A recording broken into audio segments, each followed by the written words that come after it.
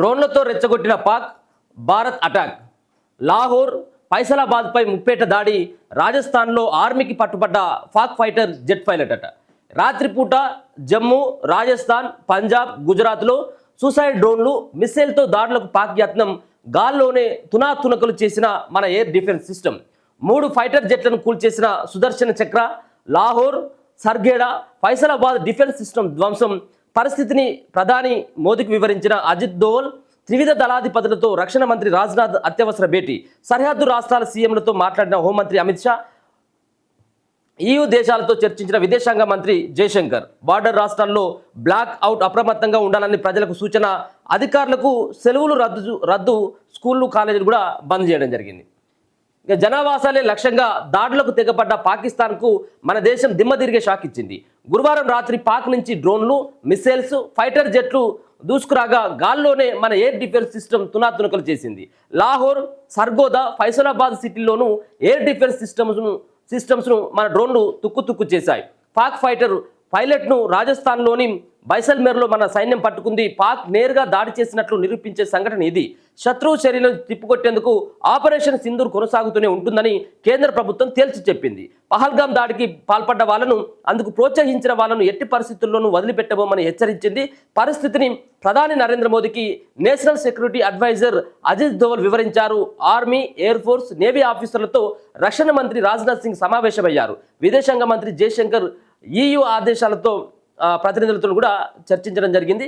So దీంట్లో ప్రధానంగా మనకు కనబడతా ఉన్నది, ఏదైతే భారత సైన్యం దాడి చేసింది పాకిస్తాన్ పౌరులపైన కాదు, పాకిస్తాన్లో తలదాచుకుంటున్నటువంటి ఉగ్రవాదులపైన, ఒక టెర్రరిస్టులపైన.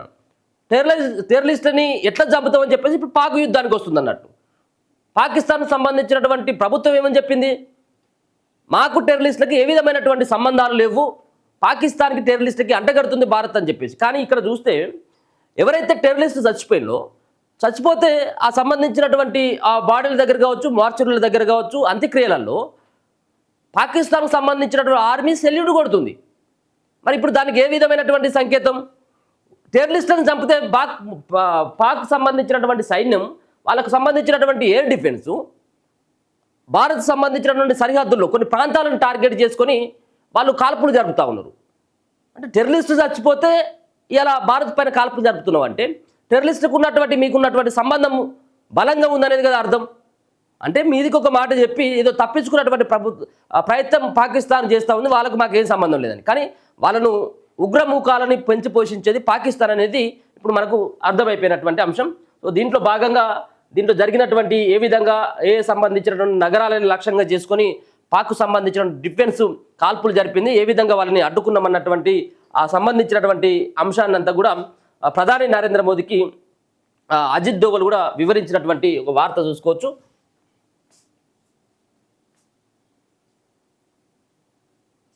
ఇక శత్రు జెట్లను తుక్కు చేసిన సుదర్శన చక్ర గురువారం రాత్రి 8 గంటల నుంచి సరిహద్దు రాష్ట్రాలైన జమ్మూ కాశ్మీర్, రాజస్థాన్, గుజరాత్, పంజాబ్ పరిసరాల్లో పాకిస్తాన్ డ్రోన్లతో అటాక్ ప్రారంభించింది. జనావాసాలే టార్గెట్గా ఈ చర్యకు దిగింది. ముందే పసిగట్టిన మన defence system Jammu air force సహా అక్మూర్, కిస్తార్, సాంబా, ఉరి సెక్టర్ పరిసరాల్లో, పంజాబ్లోని అమృత్సర్, గుర్దాస్పూర్, రాజస్థాన్లోని జైసల్మేర్, గుజరాత్లోని కచ్ బ్లాక్ అవుట్ ప్రకటించింది. ఇందులో భాగంగా విద్యుత్ సరఫరాను అధికారులు ఆపేశారు. ప్రజలంతా ఇంట్లోనే ఉండాలని వారు సూచించారు. పాక్ నుంచి దూసుకువచ్చిన డ్రోన్లను, మిస్సైల్ను రెప్పపాటులోనే యాక్టివేట్ అయిన S-400 సుదర్శన చక్ర, L-70, Su-23 షిల్కా air defence systems గాల్లోనే తునాతునకలు చేశాయి. జమ్మూ ఎయిర్పోర్ట్ టార్గెట్గా సూసైడ్ డ్రోన్లను పాకిస్తాన్ ప్రయోగించగా వాటిని మన ఆర్మీ తిప్పికొట్టింది. పాకిస్తాన్కు చెందిన దాదాపు 30 డ్రోన్లను, ఒక F-16, 2 JF-17 ఫైటర్ జెట్లను సుదర్శన చక్ర నాశనం చేసింది. High alert. పహల్గాంలో ఉగ్రదాడికి, పాక్ దుశ్చర్యలకు ప్రతీకారంగా ఇప్పటికే ఆపరేషన్ సింధూర్ను మన బలగాలు సక్సెస్ఫుల్గా నిర్వహించాయి. తమ ఉద్రిక్తతలను కోరుకోవడం లేదని, పాకిస్తాన్ దాడులకు పాల్పడితే సహించేది లేదని రక్షణ మంత్రి రాజ్నాథ్ సింగ్ ప్రకటించారు. గత నెల 22న పహల్గాం దాడి జరగగా అప్పటి నుంచి బదులు తీర్చుకునేందుకు ఆర్మీ ప్రిపరేషన్ మొదలుపెట్టింది. ఎలాంటి పరిస్థితుల్లోనైనా ఎదుర్కొనేందుకు అన్ని సిద్ధం చేసింది. మంగళవారం అర్ధరాత్రి తర్వాత ఆపరేషన్ సింధూర్ నిర్వహించి 100 మంది టెర్రరిస్టులను అంతం చేసింది. అయినా పాక్ వంకర బుద్ధి మారలేదు. బుధవారం అర్ధరాత్రి నుంచి గురువారం తెల్లవారుజామున మధ్య మన దేశంలో 15 పట్టణాలపై డ్రోన్లతో పాకిస్తాన్ తెగబడగా ఎక్కడికక్కడ మన డిఫెన్స్ సిస్టమ్ వాటిని కూల్చేసింది. రక్షణ మంత్రి రాజ్నాథ్ అధ్యక్షతన ఆల్ పార్టీ మీటింగ్ కూడా జరిగింది. ఆపరేషన్ సింధూర్ కొనసాగుతూనే ఉంటుందని సమావేశంలో రాజ్నాథ్ ప్రకటించారు. బార్డర్ రాష్ట్రాల్లో కేంద్ర ప్రభుత్వం హై అలర్ట్ ప్రకటించింది. ఇదే క్రమంలో గురువారం రాత్రి 8 గంటల నుంచి పాకిస్తాన్ మరోసారి రెచ్చిపోయింది. దాయాది దుశ్చర్యాలను ముందే పసిగట్టిన మన సైన్యం బార్డర్ రాష్ట్రాల్లో వార్ సైరన్ మోగించింది. బ్లాక్అవుట్ ను ప్రకటించింది. జమ్మూ కాశ్మీర్, రాజస్థాన్, గుజరాత్, పంజాబ్, హర్యానా రాష్ట్రాల్లోని చాలా ఏరియాల్లో విద్యుత్తును నిలిపివేశారు. గాల్లోనే పాక్ డ్రోన్లను, మిసైల్ను మన ఎయిర్ డిఫెన్స్ సిస్టమ్ తుక్కు చేసింది. పాక్ డ్రోన్లను నేలమట్టం చేయడమే కాకుండా పాకిస్తాన్లోని లోహర్, సర్గోడా, ఫైసలాబాద్ సిటీల్లో ఎయిర్ డిఫెన్స్ సిస్టమ్స్ ను మన డ్రోన్లు తుక్కు చేశాయి. బుధవారం అర్ధరాత్రి తర్వాత పాక్ చేసిన డ్రోన్ దాడులకు ప్రతీకారంగా లాహోర్ ఎయిర్ డిఫెన్స్ సిస్టమ్ ను గురువారం మధ్యాహ్నం మన డ్రోన్లు ధ్వంసం చేశాయి. గురువారం రాత్రి పాక్ దాడులకు దిమ్మ తిరిగేలా సర్కోడా, ఫైసలాబాద్ సిటీల్లోని ఎయిర్ డిఫెన్స్ సిస్టమ్స్ ను కూడా నాశనం చేశాయి. కరాచీ ఎయిర్పోర్ట్ పై కూడా అటాక్ చేసి సత్తా చాటాయి. పాకిస్తాన్లోని ప్రధాన సిటీలపై ముప్పేట దాడికి సిద్ధమయ్యాయి. కాగా కేంద్ర ప్రభుత్వం జమ్మూ కాశ్మీర్, పంజాబ్, హర్యానా, రాజస్థాన్ రాష్ట్రాలకు అప్రమత్తం చేసింది. ఆయా రాష్ట్రాల్లో అధికారులకు సెలవులు రద్దు చేశారు. అధికారులు ఎవరు జిల్లా దాటి వెళ్లొద్దని, అందుబాటులో ఉండాలని ఆదేశాలు ఇచ్చారు. అత్యవసర ఏర్పాట్లు చేసుకోవాలని ప్రజలకు సూచించారు. పలు ప్రాంతాల్లో విద్యా సంస్థలు, కోర్టులకు 3 రోజుల పాటు సెలవులు ప్రకటించారు. శ్రీనగర్, చండీగఢ్, అమృత్సర్, లుధియానా, పాటియాలా, సిమ్లా సహా 24 ఎయిర్పోర్ట్లను కూడా మొత్తానికి క్లోజ్ చేయడం జరిగింది. ఇక లాహోర్ ఎయిర్ డిఫెన్స్ కూడా ధ్వంసం చేసినటువంటిది మన సైన్యం కూడా స్పష్టంగా కనపడతా ఉన్నది.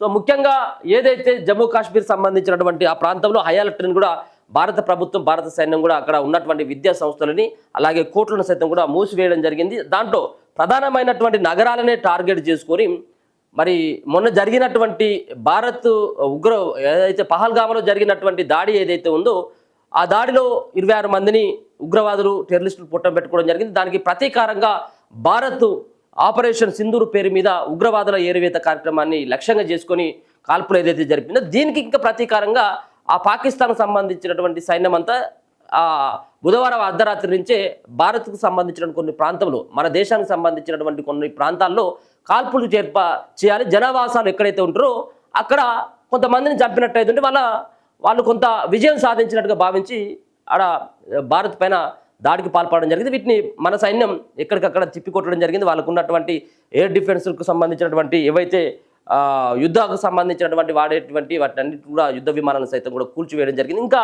అయాలర్ట్ అయితే కొనసాగుతూ ఉంది. ఎప్పుడు ఏం జరుగుతుంది అనేది ఇంకా అంతుపట్టినటువంటి అంశంగానే చెప్పుకోవచ్చు. లాహోర్ ఎయిర్ డిఫెన్స్ కూడా ధ్వంసం. బుధవారం అర్ధరాత్రి నుంచి గురువారం తెల్లవారుజామున వరకు మన దేశంపై దాడికి ప్రయత్నించిన పాకిస్తాన్కు మన ఆర్మీ ధీటుగా బదులిచ్చింది. మన దేశంపైకి వచ్చిన పాక్ మిసైల్స్, డ్రోన్లను ఎక్కడికక్కడ కూల్చివేసింది. పాక్కు రక్షణ పరంగా కీలకమైన లాహోర్ సహా పలు ప్రాంతాల్లో డ్రోన్ దాడులు చేసి ఆ దేశ ఎయిర్ డిఫెన్స్ వ్యవస్థను ధ్వంసం చేసింది.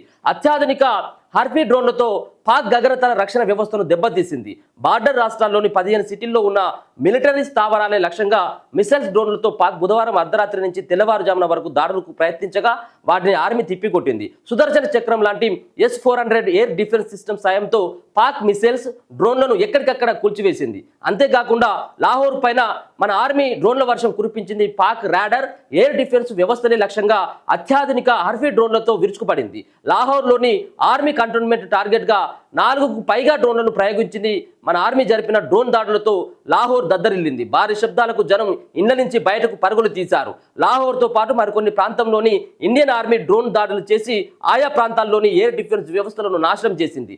దాడులను తిప్పుకొట్టిన ఆర్మీ మన దేశంపై దాడులు చేసేందుకు పాకిస్తాన్ ప్రయత్నించిందని రక్షణ మంత్రిత్వ శాఖ తెలిపింది. బుధవారం రాత్రి 15 సిటీల్లోని మిలిటరీ స్థావరాలనే లక్ష్యంగా మిసైల్ డ్రోన్లతో దాడులకు ప్రయత్నాలు చేసిందని చెప్పింది. అయితే ఆ దాడులను integrated counter unmanned air craft system ద్వారా విజయవంతంగా కూడా మేము అడ్డుకున్నామని చెప్పేసి మరి రక్షణ మంత్రిత్వ శాఖ నిన్న తెలపడం జరిగింది. మొత్తానికి ఇంకా ఆడ పాక్ అలాగే భారత్ సరిహద్దుల్లో ఒక రకమైనటువంటి ఒక భీకర వాతావరణం అయితే కనబడతా ఉన్నది.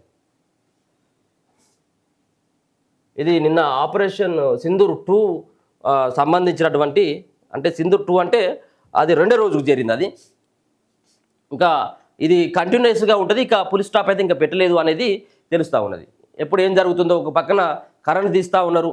ఇగో పట్టుబడ్డ పాకిస్తాన్ పైలట్ను కూడా ప్రాణాలతోటి పట్టుకోవడం జరిగింది మన సైన్యం. దాంతోపాటు బ్లాక్అవుట్తో రాజస్థాన్లోని బైసల్మార్లో చీకట్లు మొత్తం అంతా కూడా కరెంట్ తీసేయడం జరిగింది. ఇక 100 మంది టెర్రరిస్టులను మట్టుబెట్టాం. ఆపరేషన్ సింధూర్ కొనసాగుతుంది. అఖిలపక్ష భేటీలో రక్షణ మంత్రి రాజ్నాథ్ వెల్లడి. టెర్రరిజంపై పోరాటంలో కేంద్రానికి పూర్తి మద్దతు. ముక్త ఖడ్డంతో ప్రకటించిన అన్ని పార్టీలు పార్లమెంటు ప్రత్యేక సమావేశాలు ఏర్పాటు చేయాలన్న రాహుల్. సో మంచిదే. నిన్న ఒక అఖిలపక్ష సమావేశాన్ని కూడా ఏర్పాటు చేయడం జరిగింది. అన్ని పార్టీలకు సంబంధించిన వాళ్ళంతా కూడా దీంట్లో అటెండ్ కావడం జరిగింది. ఆపరేషన్ సింధూర్ని అందరూ ప్రశంసించడం జరిగింది. భారత సైన్యాన్ని అభినందించడం జరిగింది. ఇది ఒక విజయంగా భావించాలి. ఉగ్రవాదులని టెర్రరిస్టులని ఖచ్చితంగా మట్టు పెట్టాల్సినటువంటి అవసరం ఉంది. అనవసరంగా అమాయకమైనటువంటి ప్రజల్ని చంపేటువంటి టెర్రరిస్టులు ఉండకూడదు భూమి పైన అని చెప్పేసి నిన్న అఖిలపక్ష భేటీలో వాళ్ళు మాట్లాడడంతో పాటు 100 మంది టెర్రరిస్టులను మేము చంపేశాం ఆల్రెడీ అని చెప్పేసి రక్షణ శాఖ మంత్రి రాజ్నాథ్ సింగ్ నిన్న ఆయన అఖిలపక్ష భేటీలో వెల్లడించినటువంటి ఒక వార్త చూసుకోవచ్చు.